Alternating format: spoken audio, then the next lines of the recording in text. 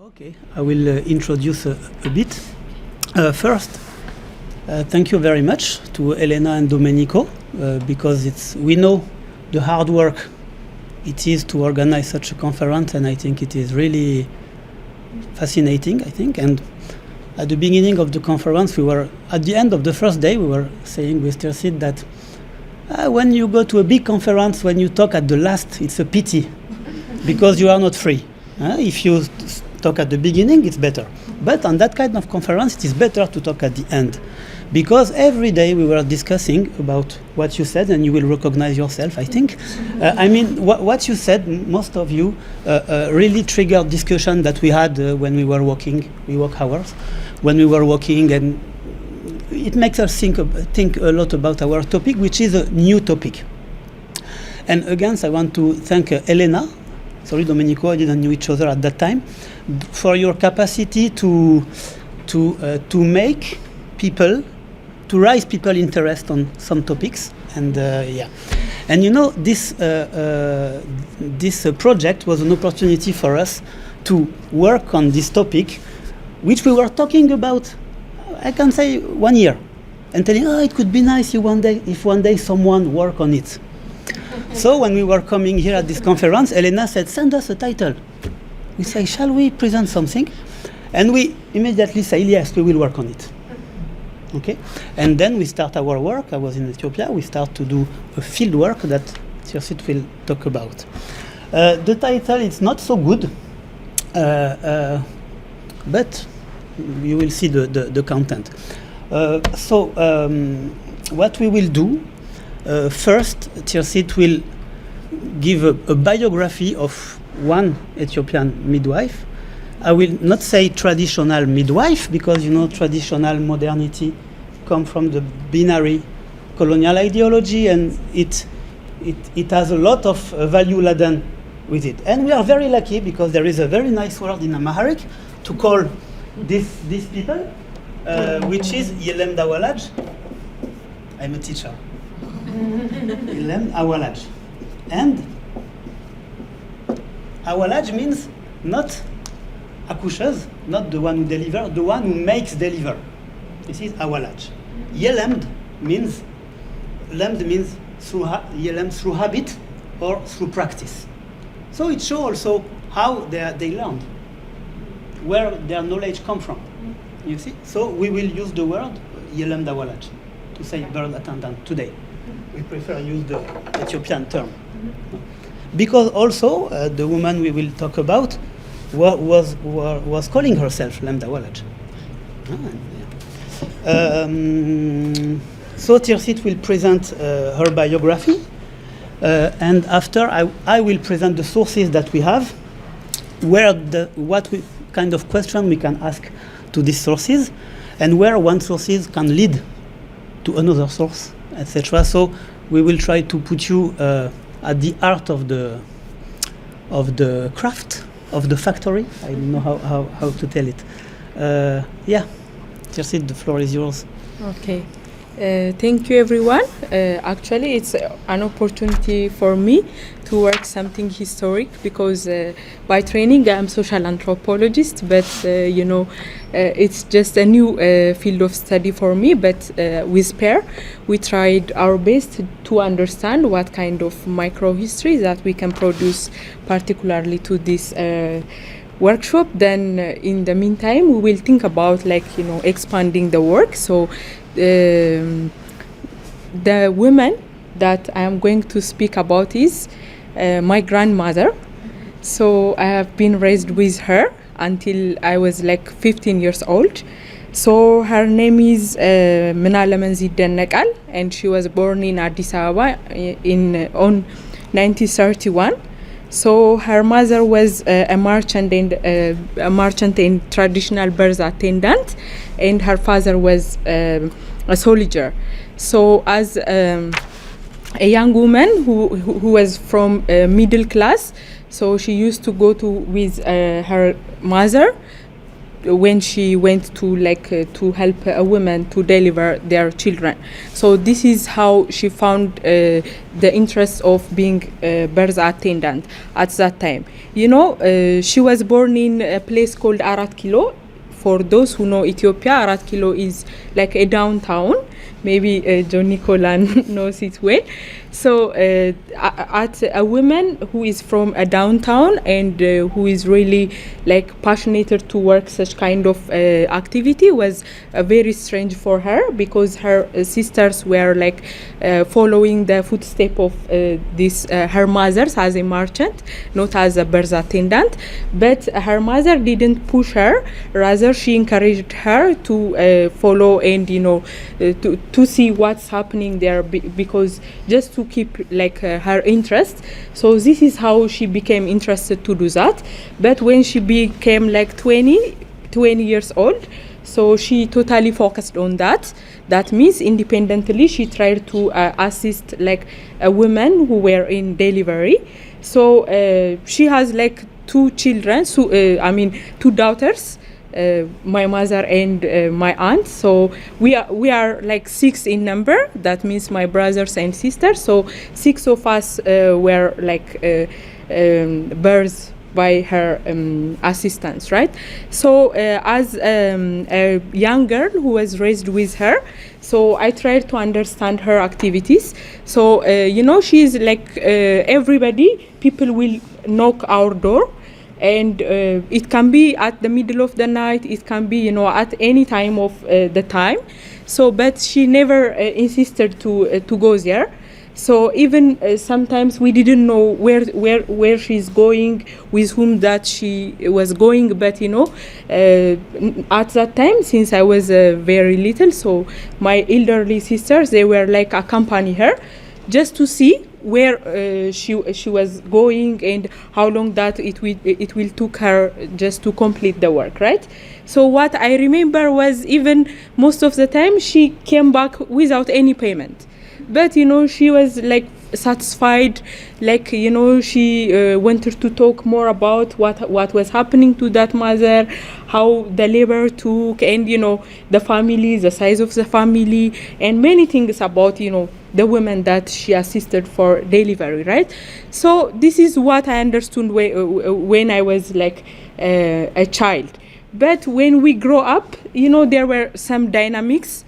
Things were relatively better, because she used to go to this health post, and she had some materials like glove and the box to help a woman and something like that. And also there was a debate, since we were also growing up, my sisters were pushing her to stop that work, because of the insecurity, the health system is changing, and there was issue of HIV/AIDS, and there were many dynamics, right? So but she was not conscious about it, but still until she passed away in 2012. So she was doing the same work. You can imagine, it's not in somewhere out of Addis, rather it's in Addis Ababa, which is the capital city of the country. But until 2012 she has been doing this work, and people were very much comfortable to call her, even not only people who are not able to pay or who are not afford the hospital, but also people from the middle class, merchants, and other people as well. So we are really interested to see how people were giving their trust to her, other than preferring to other systems. And the other thing is about her role as a herbalist. And I was fascinated when Anne was talking about this herbalist. Sometimes it's difficult to detach this birth attendants and this herbalist, because I remember that many people were coming to our house to ask her, especially after birth. Kids needs some attention, but because of lacking of such attention, there might be some problems on on infants, right?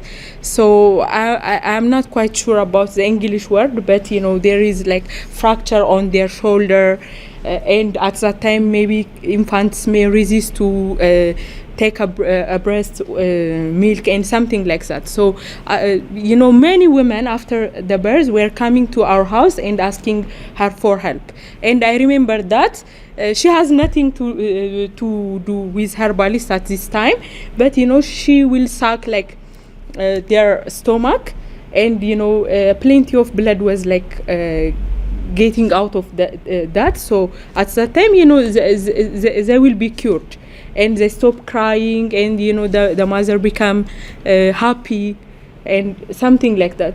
Also there are many things that I remember. Some of the people also come, there are some particular it's difficult to say diseases, but like kind of like inconveniences, like health inconveniences, right? Because the way that she treats such kind of inconvenience, we are not it's a kind of medical treatment. Rather, for example, spider. So in our culture, I'm not quite sure in others' culture, but in Ethiopia, if spider move on your body, so you are expected to have like such kind of wound, or that kind of thing. So at that time, so she was expected to chew this poison? Like poison?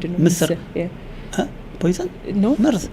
Yeah, spider ስትሄድባቸው ማለት ነው. So there is a kind of bean. So she chewed that bean, and she put on the wound. So the wound will totally erased, right? So there are many things, many kind of herbal things, and I remember that in our compound there were different herbals, and she used these herbals to cure different kinds of like such kind of inconveniences. Like for example, if you have some skin problem, she had special leaf like to squeeze and to put, or there were such kind of activities as well. So this shows that maybe the role of birth attendants may not be exclusively attending the birth. Rather, they have also such kind of herbal or ethno-medicinal role in the community. So Pierre will tell us the sources that we found as a personal archive. That means in our house, especially with my mother. Yeah. Thank you. Thank you, Tirsit.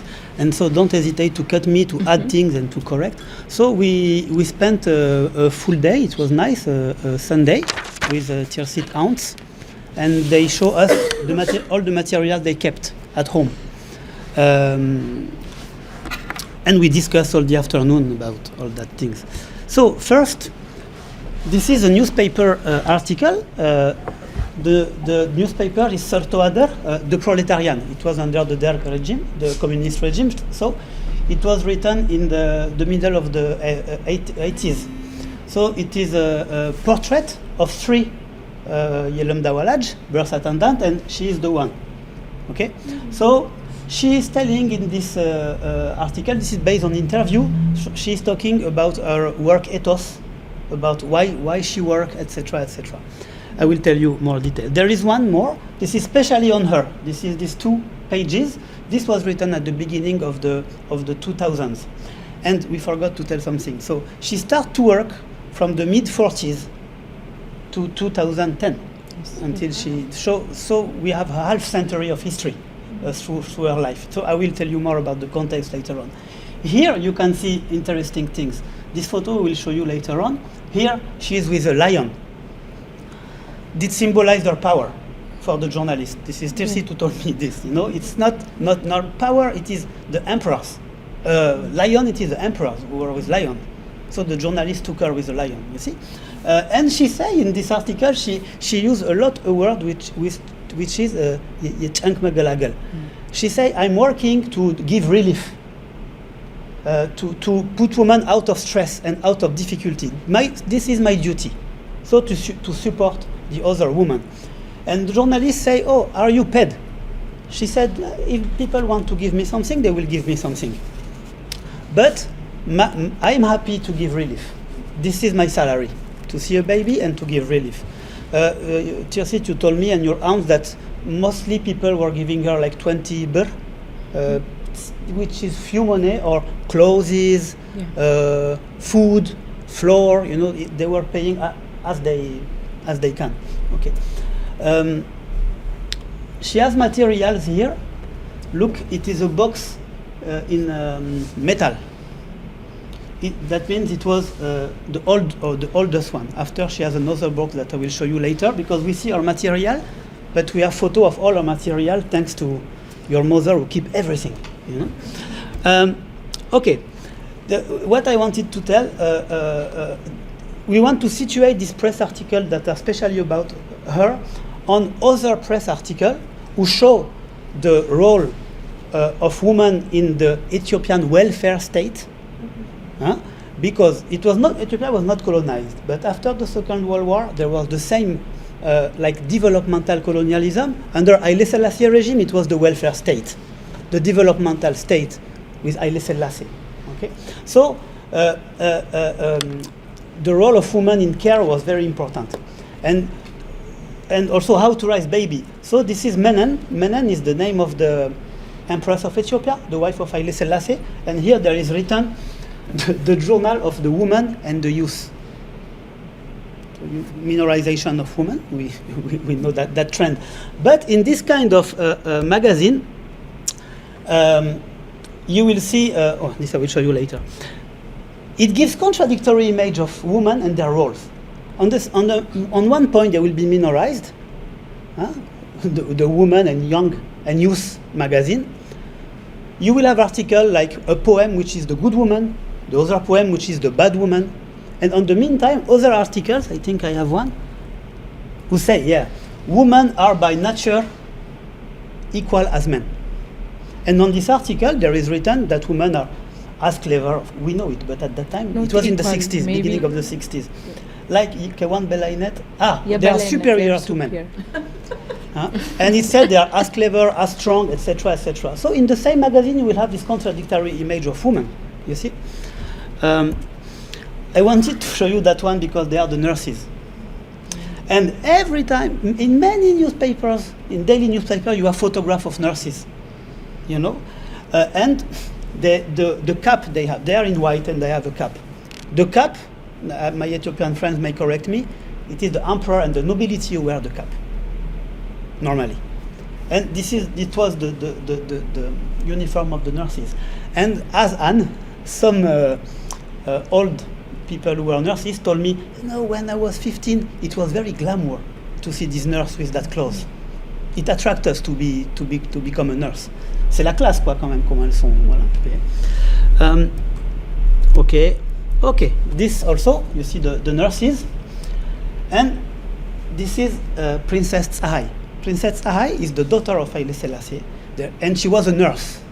There was a big propaganda about her, that she was a nurse as a national hero. And she went during the Italian occupation, it is said that she contributed to create the Ethiopian Red Cross, that she was a patriot being a nurse. And her image was every time in the press of Princess Tsahai, and the nurses were supposed to be the little sisters of Princess Tsahai. So, Menale ones, Waizero Menale ones, of whom we are talking, was Yelem Dawalaj, not a nurse. But it is to show the framework, the kind of ideological framework concerning health and the nation, health and progress, and the role of women in it. It is in this framework that she acts. Okay, also that kind of magazine, Obstetric Observer. So it was at the end of in 60. So you see, it's in English, articles about school nutrition and gardening, mother and child welfare, etc., etc. There is many articles about nutrition in this issue, and the founder of Ethiopian Observer is Sylvia Pankhurst. Very close to the emperor, the family, and very close of Princess Tsahai too. Okay, let's come to the private sources. This is the document of Waizero Menale ones. Menale Mans, Ikarta. So Yemasakar Warakat, that means certificate. This is a certificate. It was issued in the end of the 70s because she participated on a theater play in the street about health, about the importance of health. She was a comedian. And we think that maybe she contributed to write the play. That's what we think. This is a certificate of a training that she took, also at the end of the 70s. This is, I think, also certificate of a training. I mean, there is certificate of training and certificate to testify that she is a birth attendant. So this shows also the advance of the state. The first document that she started to need certificate to prove that she was a birth attendant under the socialist regime, I think. You know? I go fast, but okay, this is the card as a member of the Women Association. So, she was birth attendant, she was member of the Women Association, she was, when the revolution came, there was the Revolutionary Ethiopian Women Association, she was the representative of the women of the neighborhood. I mean, a huge neighborhood, the 3 kilometers round, that's what you say, something like this. So, thousands of inhabitants. She was also a very active member and leader of what we call this grassroots organization, which are not official, like UQUB, it is self-help association, a religious association. Okay. That means that she had a very important place to structure the society from below, horizontally, and she was also a contact with the state when the state wanted to increase its work on health. You see? Yeah. Okay, she's here. It was a training. We have to find who is this white woman who is hidden by her. She was trained by UNICEF. So we think she is someone from UNICEF. I suspect that she's maybe a Swedish missionary who was working a lot for the UNICEF at that time, but we are not sure. What we see on this photo... The year of the picture? Sorry? Year of the picture. We don't know the year of this photo. We didn't get We it. don't know. But when you see her, what do you expect? Like she was 50, I think, 60? Yeah, maybe during the 90s. You think? Black and white? I would say the 70s, really. Okay. Look her, the white. Yeah, That's actually. the white pictures. Yeah. Yeah. Anyway, we will ask, because after we will tell you what we will do in the future, how we want to gather these sources. But what we show on this photo, that she's in the middle. She's important. So maybe because she's the elder, maybe because she was the most experienced, and we don't know if there was a kind of hierarchy, informal hierarchy, between the birth attendant, and that what was a role on it. Okay, so we will go in her place with this photo, and we will meet some birth attendants who are old now to tell, do you know if they know some of them, and we will try to meet them to talk. Okay, it was our personal book, working book. So this is the cover. We put this photo to show that she wrote. She was quite illiterate. She was alphabetized during the literacy campaign of the communist regime. So, and here it is the list. So the person who write here, this is from the end of the 80s, this book. It covers 3 years. There is the name, there is the number, there is the name of the mother, there is the sex, I don't see well, but there is the sex, and it is written the health of the baby. There is the sex and the health. Man, boy, girl, or dead, or if there is any problem in the... So we can see also, how to say, if children die or not, if there is any problem in the process, okay? And we saw that in this 3 years, 2 years and a half, I think, we make a calculation. She make women deliver, she help women to deliver every 3 days. I don't know, more than 600 in this book. And the one who were writing were Tirsit mother, Tirsit aunts, and later Tirsit, because she was not able to write. So she was coming back and she was telling her daughter to write in the book. Okay, and this is by months. October 6th, no, the year is 85. So In Ethiopia, in maybe, Ethiopian yeah. calendar, Yeah, 92, 93, 92. So October 6, November 9, like this, you know, it's something. This is the document of when a baby is born, to write his name, etc., and to give to the administration. Okay. So she was also état civil, comme on dit, l'état civil, to officialize the birth. She was also the one who has to bring to the municipal. Yeah, She was a birth registrar too. Yeah, and not the parents. You see.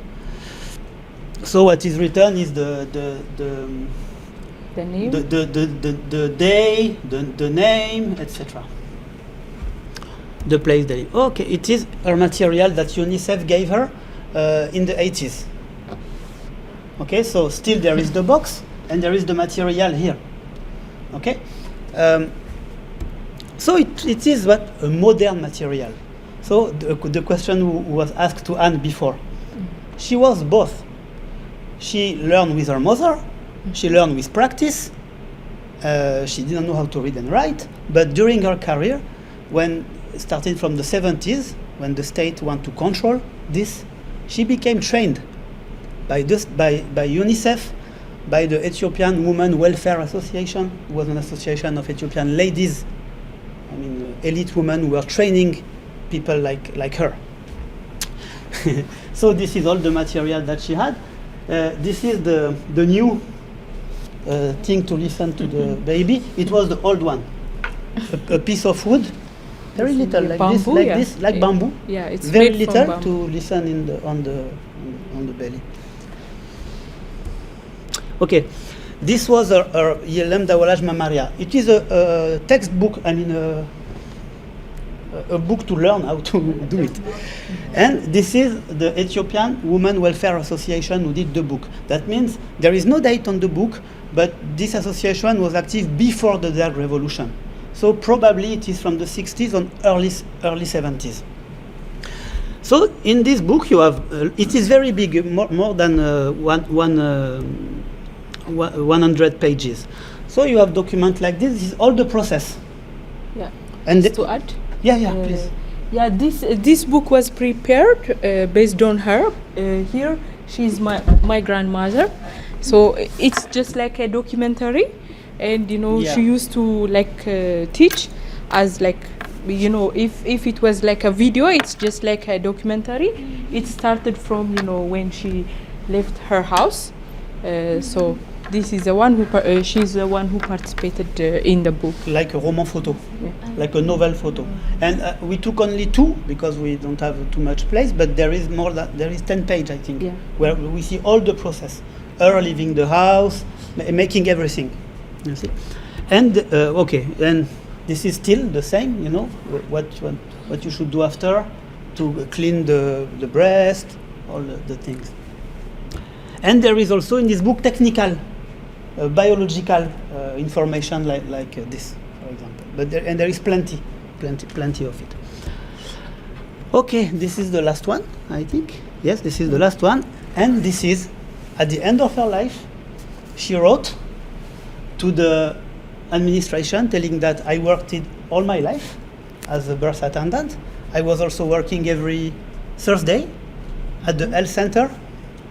Please give me a retirement payment. I have worked all my life. And it was refused to her. That means that she was, she has a kind of notability. She was very respected. As Tirsit told, many people came in her home for many things. She was always inviting for ceremony by the families around. When there were trouble between people, conflict, they came to her to solve the conflict. She was very important in the suburb, and the administration rely on her to do training, etc., etc. But when it comes to recognize officially through giving her a monthly retirement, it was refused. So, the complexity also of the status is important, I think. I will conclude, and maybe if you want to add things. What we can see through her life, So the chronology is quite long, from the middle 40s to the 2000s. We can observe the advance of the state, and how the state try to control more and more this kind of work. In the 2000s, it became forbidden to go to call these people, but still people were calling them. But it became forbidden. Now with the war in Ethiopia, with all that problems, they rise again. What I want to say. Even in the countryside during EPRDF, since the 90s, they build a health post in very remote place with young trained nurses. Okay, now there is no anymore because of the war.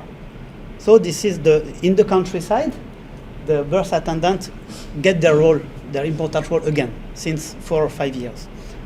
I say this because Tirsit told me. It's not.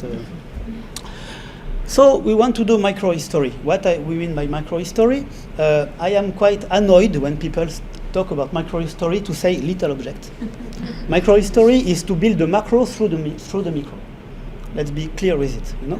And we are very influenced by Giovanni Levi article, The Uses of Biography, and the wonderful introduction of Inherited Power, the story of an exorcist. What he said? He said that life story and context.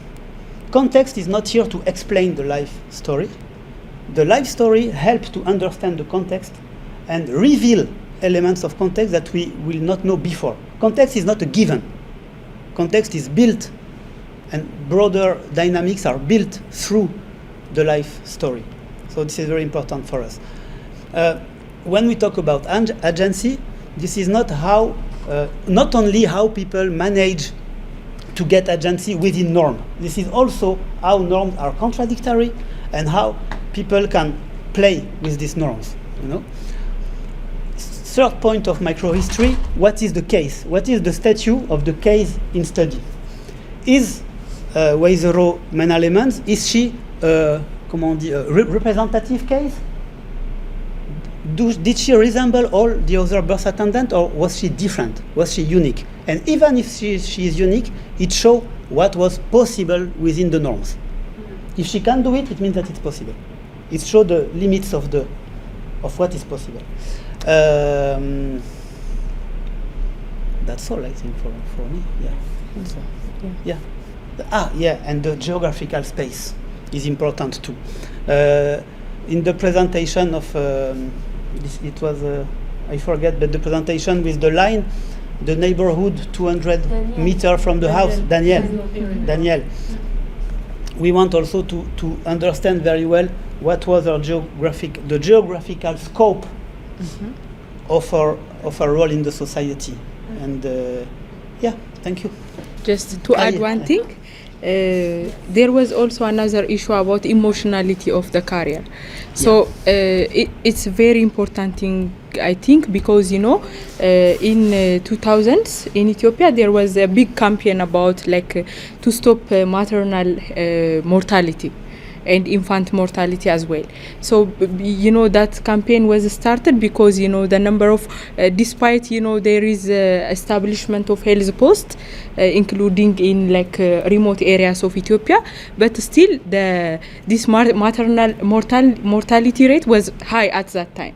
So she was frequently interviewed by different stakeholders because she gave birth for 5,000 kids, right? But no one was passed away at that time, especially when it comes to mother.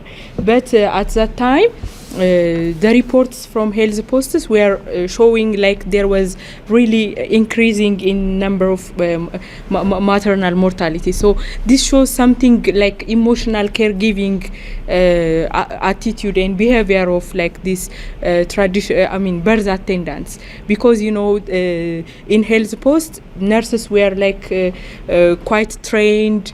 They were well paid, well respected, and they were doing their work with all the facilities, right?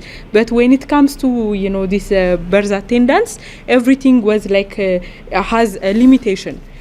So there is no like ample material. There is no transportation. They were forced to go to door to door just to give the service, and there were they were doing this because of their emotion, not because of like the reward from the state, or not because of they are well paid, right? So this emotionality of work is a really important issue. I also forgot from where I heard in the couple of days, but I think it was also important issue for this matter. Yeah, and you make me think that I forget to tell something that we are talking about also since 3 days, is that it seems, it's an hypothesis, but it's a strong one. I think it seems obvious that she managed to be a kind of backbone of the society, or to be a member of the this backbone. I don't know if I can tell it like this, through technical and affective work. She was also comment on dit, rassurée in English, rassurée. She also reassured the people, and lastly, it was our point. Now in Ethiopia, it's not the first time, but with the big economical crisis that Ethiopian families are facing now, everybody say, oh, it's because of the woman that we can resist this situation. This idea that women are through care, and this is the women who are carrying the society, who will fall without them. So it's quite common sense saying, okay? But also in the revolution, during the Red Terror, and when the role of the mothers were very important in the underground activity of the activists, who were killed by thousands. It was the women who were hiding the underground students. They were hiding the leaflets. They were shouting in the night when kids were killed. Their role was they were feeding the prisoners, because Ethiopian state don't feed the prisoners. It was the women who were, And when I asked to the people, to former activists, because I work on women activists, why the mother had these roles? Say because they are the fathers are going here and there, and the mothers are the one who are structuring the neighborhood life. So in time of crisis, they are still doing this. And so it gives some content also about this idea of society structuring. Yeah. You agree? Yes, I think that's it. Thank you.